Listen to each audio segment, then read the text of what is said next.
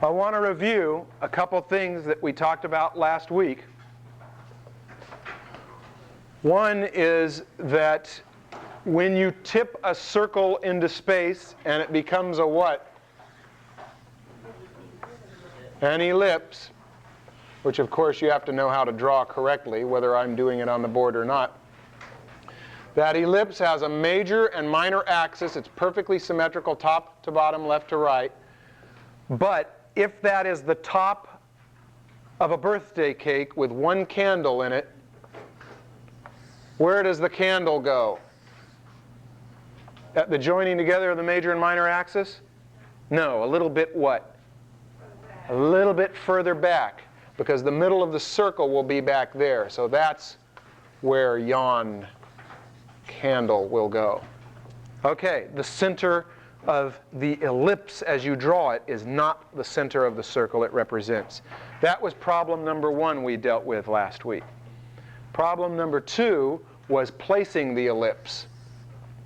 And if you've got a dresser drawer, and you've got a drawer, it doesn't have to be coming out of it, but we'll make it coming out of it, like so. If you've got that drawer in that position and you want to put a knob on there, you've got to find the ellipse for it. It's going to go along that axis. Where do you find that ellipse for the minor axis? It's got to go back to that vanishing point, and that will become the minor axis of the ellipse. Let's do a great big one on it. Remember, it's going to be in that position. Minor axis goes off to that vanishing point so that the ellipse will be placed like so. Now, if you are making it a knob that, say, it's a dome-shaped knob, and or maybe it has a keyhole on it or something like that. Do you see what I'm doing? You've still got to place that ellipse in the same position, but now you could wrap lines around it. You could see that it's dome-shaped because they're all going to line up on that axis. This minor axis goes off there, okay? So you understand all that business. That was last week's trouble. But tonight we're going to talk about circles divided up. How do you divide up a circle? We talked about it the first night. What do you use to divide up a circle? What instrument? A protractor. So if we can somehow manage to forge a perfect circle, which is symmetrical both ways, about like so. That is 90 degrees, that is 0 degrees, that is 45 degrees, 60 would be in there, 30 would be in there, because this is divided up into 360 equal increments. Therefore, the protractor represents 90 of those degrees. Okay. The problem is, if you tip this circle into space so that it becomes an ellipse, can you just say, oh, that's 90 degrees, that's 0 degrees, therefore that angle, which would be that angle, that's where 45 degrees would fall? No, you can tell that isn't where 45 degrees would fall.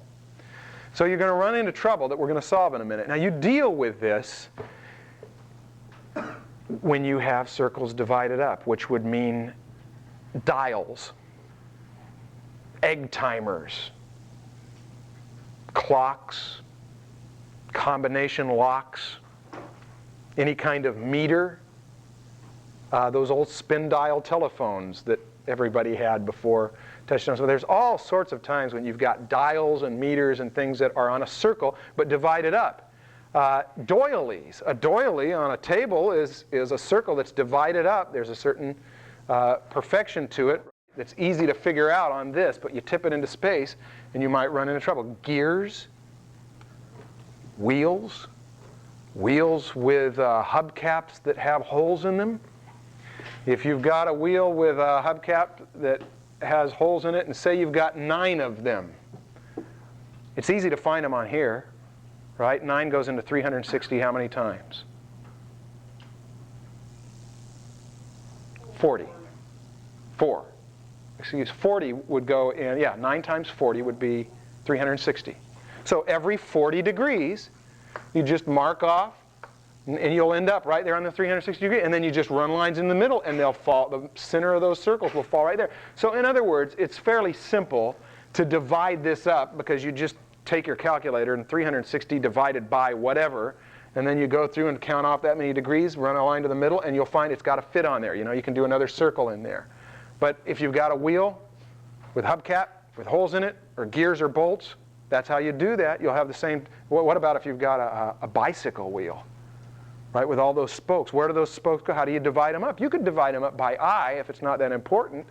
But if you're doing something like a children's book where you've got a mouse and you're right down there on that level and you've got this thing amplified, you'd better solve your problems by dividing up that wheel in perspective, right, as that mouse crawls through the spokes in the bicycle wheel.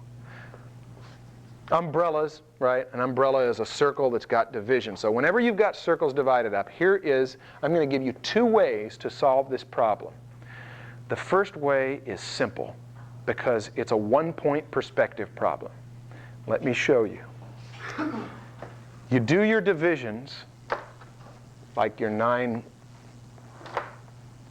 areas. Let's just do 45 degrees, because we were seeing that it's not the same angle there. That's not going to work for us. That ends up being about 11 o'clock on there. And we could say 60 degrees, and we could say 30 degrees. We want to find those projected back in space. You simply, I want to make this touch, so that you don't have to make it touch. You could just draw the line up there, but I want to put this on a cube so that you'll get the idea. If that was a perfect square, now let's throw that back into perspective. Let's say the vanishing point is there. Now we've got to decide how open that ellipse is and get the ellipse placed on there properly. Now, can any of you just look at this and guess what I'm going to do? We're going to take a ride on some line systems. I'm going to say, how do you find 45 degrees on that ellipse? Whether it's the spokes of an umbrella or whatever it is, you divide them around here, and then you go directly vertical until you hit that line, and then where do you go? Back to the vanishing point, and it will intersect right there.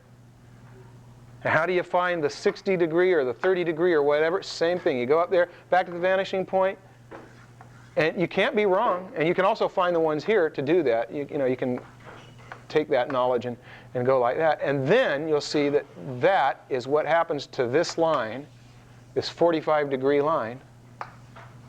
Right? It's going to go in that position. And you can make that ellipse as open or as closed as you like. It works. It's simple. It's 1-point perspective. Does it make sense? It makes sense because remember all that business we talked about, taking a ride on line systems? Now you're starting to see that logic will apply to solve a lot of problems. But you might have a little bit more complicated problem. If you've got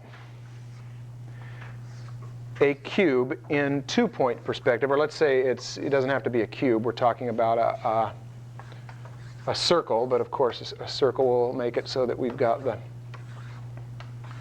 you know how to place the ellipse on there.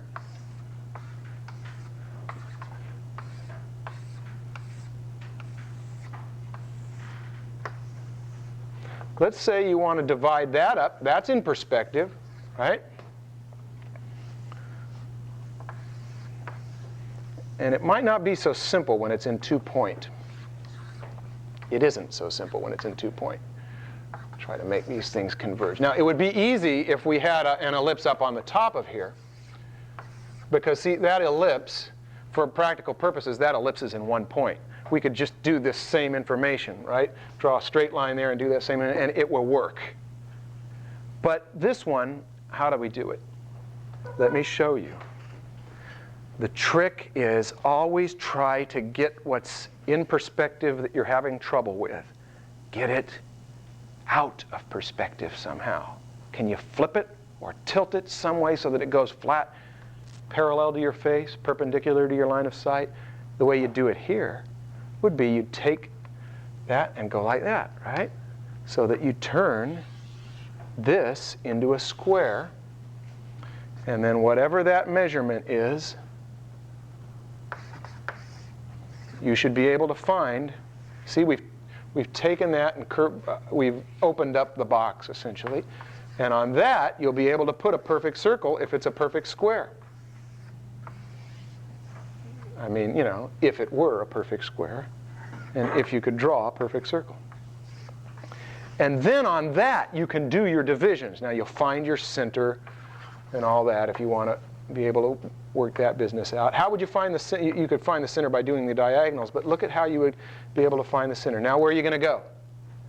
Off to this vanishing point. Wherever those are going to meet, they should meet somewhere. If you go off that way, it's going to run right through there. So doesn't it make sense that if you want to find 45 degrees, you say that's the 45-degree angle, that all you've got to do is run that straight parallel with that line, and then when you get there, go off to that vanishing point, and it will intersect right there at the 45-degree point. So you can find all the numbers on the clock or all the little divisions on the combination lock or whatever else you're doing. Does that make sense? Now we're dealing with flat circles still. Don't forget, you can always pull things out. You can place these ellipses anywhere you want on that axis and make that thing a dial. You can do all of that. Make it so that it's built up in pillars. And you can do the same kind of, you could actually just transfer all this stuff by taking little rides on the line system. But the thing is, when you're dividing a circle up in space, the trick is divide a circle up that's not in space to find those divisions, and then find a way to project it back by doing simple lines that conform to the box this would fit on, and you'll find them. Any questions about that? Because that's the first problem solved for tonight, which is circles divided up when you tip them back in space. Okay? Now, I started talking about this might not be a clock, and a clock isn't flat anyway. I mean, there's some depth, especially if you've got carved letters or whatever, carved numbers on it. But most of the time, your problem is not going to be circles divided up in space. It's going to be cylinders divided up. Because there are more cylinders than there are circles in the world. And most circles that you see are evidence of a cylinder. The problem with a cylinder is that the surface wraps around in space and goes away from you. So if you are drawing a Campbell's soup can, and I'm not going to put script lettering on there to keep it simple. If you're drawing a Campbell's soup can and you've got lettering that goes on there, you know, it foreshortens as it goes around, does it not? How does it foreshorten? If you're doing a fire extinguisher, if you're doing if you're doing a vase with a design on it. If you got a vase that has got specific pattern to it, how are you going to know how that pattern will foreshorten as it goes around there? I'm going to show you. We've talked about divisions on that circle as it's tilted. Now let's talk about the divisions on the cylinder as it wraps around in space. I'll try to make this a little smaller, make it a tuna can here.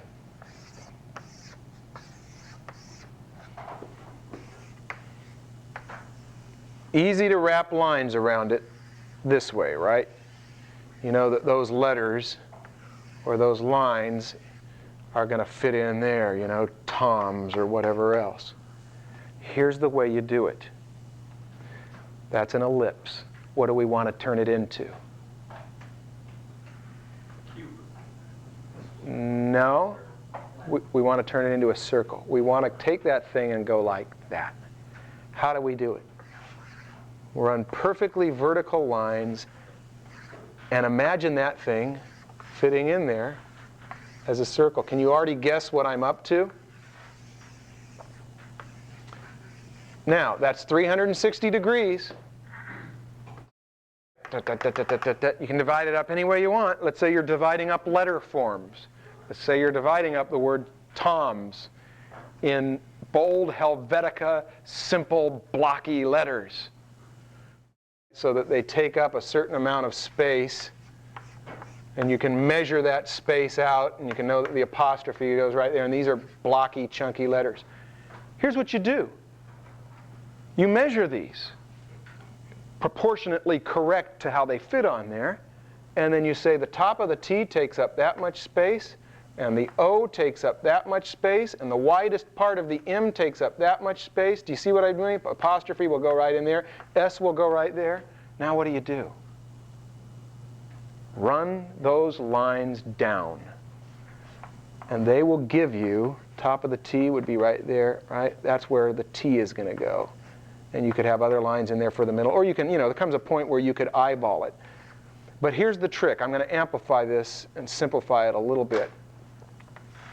We know that these lines, if these are equally spaced lines going around that ellipse, that they get progressively closer.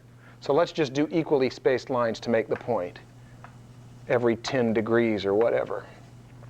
Do you see how that line will go right down like that, and that line will go like that? They're pretty much the same.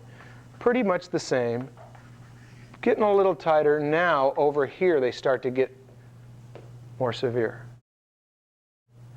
You were trying to find out how to divide this thing up so that it goes around. Just do it so it's not in perspective. Easy enough to do that, and then run vertical lines to find where that will go. Does that make sense? And it works on something even more complicated. It works on spheres. You want to see how? Remember, a sphere, much more complicated than a cylinder. I'm going to have to erase to do this, I think, because I want to make it big enough for you to see. Let's say that that circle is not a circle. That's a globe. You've got to decide, if it's a globe, where the equator is, right? Because I'm right-handed and it's convenient. I mean, we could place the equator like that, or we could place it so that we're looking up at a globe, but it doesn't make any difference. The principle always holds the same. And I'm going to place the equator right there because it's convenient for me to make an arc like that, which means the top of the world, top of the globe, is going to be right about there. That should be a true ellipse. And the bottom of the globe would be on the other side, over actually about there. So that pole would run down through like so. Okay. Remember, even though it's a sphere, that part is a what? That line represents a what?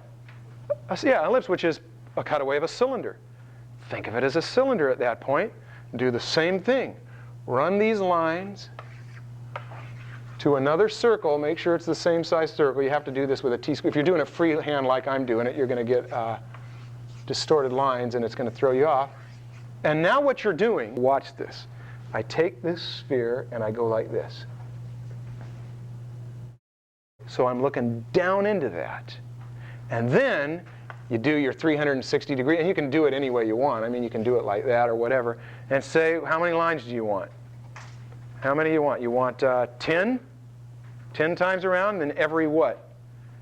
Every 36 degrees on your protractor, you'd make a little notch on there. And then what do? Same thing. Run these lines down, and where they hit that is where you'll find those. And of course, doing it freehand like I'm doing, you're going to lose it. But if you do it with a T-square, triangle, or straight edges, you'll see that they'll go around just the right way because you found them as they truly foreshortened when you were looking down on top of this sphere. Okay, so now you know that where those latitude lines are. How would you find, you know how they're going to wrap around. What if you're going to do longitude lines like that? How would you find those? Yeah, the way I'd find them is I'd find a straight line here, run it out like that, do another circle, and what have I done with this globe? Watch this. I've taken this globe and I've gone, right? So now I'm looking along that side, and you want to say how many divisions? 7 divisions, 6 divisions? You can figure out how many divisions, and you've got to decide whether you're going all the way around. Let's just try to make these equal lines to make the point. And you need to run them and see. In fact, you should run this first one first because it's going to have to make an ellipse that's going to fit in there like that. And then that will find over on the other side, this will find where it intersects there. Okay, I may have to erase that. I would have to erase that equator line. But that's okay. I can erase it later. It was just to help me find the position. And then these are all going to be either more or less the same ellipse as this shape. They may be a little more closed toward the top, a little more open if they are, if it's a wide angle view, right? You get closer in on this, and these would close up, and they'd get more open toward the bottom. But you get the idea. And also, draw them all the way through. Draw them all the way through so you'll know where they are on the other side. And you can do, you know, every plane of that thing now, right? You can find every plane of something as complicated as a sphere. How did you do it? Gee, it's hard to know how to divide it up this way. Flip it like that and divide it up and then project the lines back. How will you know how these lines, and let's do some of these. It's got to come through there like that, and it's got to be a true ellipse, and there will be only one true ellipse that will do that kind of thing, and eventually you'll get them all the way around. As many as you would ever need to define that form. You got a point to hit there, a point to hit there, a point to hit there, and a point to hit over on the other side. And they've got to be correct that way. The trick is, if you're having trouble with something in perspective, get it out of perspective and solve the problem, and then find a way to get it back into perspective. Okay? Now, that brings us to another subject that this is not the best word for it. I told you that circles get divided up, and you have to solve that problem. Cylinders get divided up. Circles, you've got the dial you're trying to figure out. Cylinders, you've got the cross marks, the vertical lines. How do they wrap around? And you hear people talk about armatures. An armature is something a sculptor uses. When you're building a dinosaur, you'll build a simple shape of a body and a simple shape of a head, and you've got wires holding it together, and that's the armature. And then you'll put clay or whatever on top of that. And that's why this word does not work very well for this. I prefer another term, which is wire frame drawing. And I'm going to show you pictures of them, slides of them in a moment. Wire frame drawing is this. We're making a wire frame cage of this, aren't we? And can you see how valuable it is to know not just these lines, but to know how they are on the other side too? I mean, if you want to show a lightning bug going around something really fast, you're animating this or whatever, you want to be able to go like that and to be able to find all those hidden lines. And the way you find them is you draw through the form. If you've got some spaceship that's going around, you need to know where it went around, and you can do that if you're working with ellipses. But knowing the wire frame of something will solve a great deal of problems because so many things in the world are a combination of circles divided up and cylinders divided up. And if they aren't, they're probably boxes divided up, or a combination of one wedging into the other. Which means that if you can draw Legos and a sphere, for good measure, You can draw anything that exists in space, including curls in hair, including smoke. Smoke has shape. Dome shapes. Lots of this kind of stuff. And if you decide you want to light it from the other side, you can see that if it's a dome shape, that chunk of smoke, there are a series of them, you can see how the rim lighting would go. And you can light it like a scene. You can see that you want a core shadow at that part of that chunk of smoke to show that it's thick and that it'll get a little reflected light, and you can make smoke that looks like it exists in 3 dimensions because you knew how to do wireframe drawings of basic shapes. It means that you need to have X-ray vision. Artists, when they master draftsmanship, have X-ray vision. And here's the way you test it. You can take any object on that still life table over there, any single one of them, organic or non-organic, the wings of that bird or whatever. And if you can sit and look at it, or if you can look at a photograph of it. It's got to be an object you know, though, not one that if you don't know what the other side of a fire hydrant looks like, it's not going to, you're going to run into trouble. You've got to know the object from all 3 sides. And if you can put a piece of tracing paper on that thing and wrap all the lines this way and all the lines that way, as if there were a series of fleas with ink on their feet, marching in unison all the way around there, and then another series of fleas with ink on their feet, all going over that way, and get all those cross contour lines, you have mastered draftsmanship as far as lines are concerned. And lighting will not be a problem for you, because you'll know that where that line curves is where the core shadow is likely to happen. You can follow all those curves and decide where to place your foreshadow. But it takes 2 things. It takes knowing the form. I mean, you've got to know what that thing's shaped like. You can't guess at it. So if you were from a planet where there was no such thing as mirrors, you might look at a mirror and think that that's 3-dimensional, that it goes in, there's objects in there. But if you know what mirrors are, you would draw a mirror surface with a straight line because you know it's flat, even though it doesn't look flat. When you're drawing a glass object, you look at a photograph of a glass object, you don't know that it looks like it has a hole in it, but it doesn't have a hole in it. That's reflections. But if you know the glass object, you'll think of it like it's plaster or like a wire cage and wrap all those lines around it. If you're doing chrome, you look at chrome and it's got all sorts of things that look 3-dimensional going on. But you think about it not as chrome first, but as plaster or a wire cage, and then you know the form. That's what I mean. That's the first thing you've got to do. You've got to know what it's shaped like, in spite of what kind of crazy tricks it plays with the lights.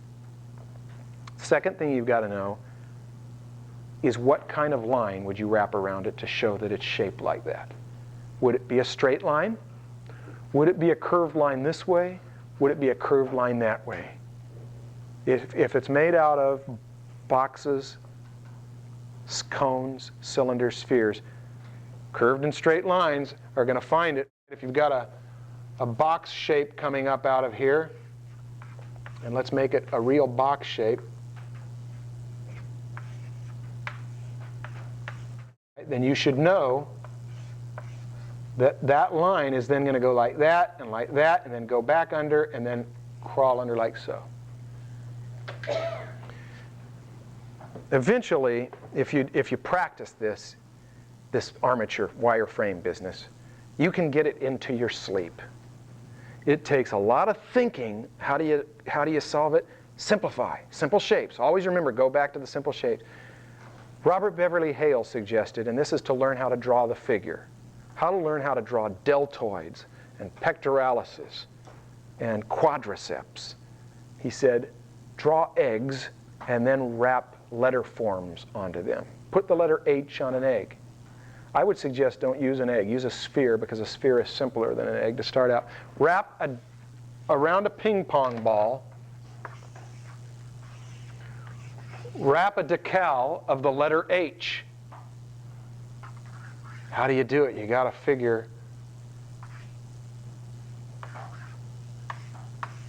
And when you can do that with all the different letter forms and figure out how they're going to fit on there and make sure they foreshorten right, that's not foreshortened enough, I don't think. There's a little problem in this area here. And not just on the outside, but on the inside. Can you act, instead of being convex, can you imagine it concave, and you'll just reverse the curves? When you can wrap all the letter forms around ping pong balls, outside and inside, you're done with your draftsmanship. And you can draw the figure beautifully, because you'll look at the figure and you'll see what the form is really shaped like. Now, I know it sounds impossible. I mean, doesn't it sound threatening? Some of you are just falling apart over this. It is attainable. And I want to make a pitch. This, doing a wireframe drawing of anything all the way through, is less incredible than transcribing a speech. You record a speech and then take it home and listen to it bit at a time and write down that whole speech. Drawing a wireframe of anything is less incredible than that. Because figure it, the science of language, or the knowledge of language is arbitrary. I mean, somebody decided that we use these letters and that A sounds like A or A, and there's nothing inherent in that. Somebody made up those rules, and then you had to learn all these complicated rules and get them into your thinking so that when you hear somebody say apple, you can think A-P-P-L-E. There's no logic to that. There's no intuition to that. It's sheer technical skill that it took years to develop. And to do that with a whole speech is incredible. It's more incredible than drawing wireframes of things, because at least drawing wireframes of things, there's some logic to this. And it's also intuitive in the sense that but put it this way, this makes more sense than reading and writing, as far as the rules of reading and writing, because you can kind of look at things and figure this kind of stuff out. This is as incredible as being able to listen to a sonata on a tape recorder, bit at a time, and notate it. Do you want to be a musician? Do you see the advantage, if you're a musician, if you're able to read and write music? This is the reading and writing of three-dimensional form. So it is attainable. It's just that it's a heck of a lot of work. You've got to go for it for a period of time, and you won't get it if all you do is just the lectures. You got to practice this. So go home and draw a whole bunch of circles with your circle template and try to wrap things around it and see if you can start placing letter forms on those ping pong balls. And when you can, then decide that it's the concave part, right? We've sliced that ping pong ball in half, and you'll see it's the same trick reversed. Any questions? Yes? Yeah, I was just coming back. Remember last week? What's the important thing about this business of putting rings around Saturn? The important business is the minor axis of the ellipse, which will be this, right? They're all going to fit around that. And then the other important thing, which we reviewed at the beginning. Where is the center of Saturn? And you've got to see that the bigger those ellipses get, the more it's going to be this business of this part of the ellipse and that part of the ellipse. The front part's going to be bigger. You've got to draw all the way through there. Make sure it's like so. Make sure that that's about equal to that. And they will foreshorten. Remember, the center, that disk is going to get smaller back there and bigger here. So this ellipse is going to be thicker there and thinner there. It'll look like it gets really thick there. You'll find that, and that throws people off when they're working with their ellipse templates. But rings around Saturn is a relatively simple problem. You've got one axis. You've got to find out where the center is, and you've got to see that the rings get bigger toward you and smaller as they go away from you. It's logical. It's mathematical. Practice it. See what kind of problems you run into. And then try to go to these principles and figure out how to solve them. I drew and rendered this heart valve with airbrush and paintbrush and ballpoint pen, and the drawing is, as usual, based on cylinders. The red arrows wrap around an invisible cylinder. The divisions on the cloth material I just estimated because the final printed piece was so small nobody would notice. I cared more that the pattern of the divisions wouldn't look irregular, but the pattern conforms to a cylinder with two planes on it.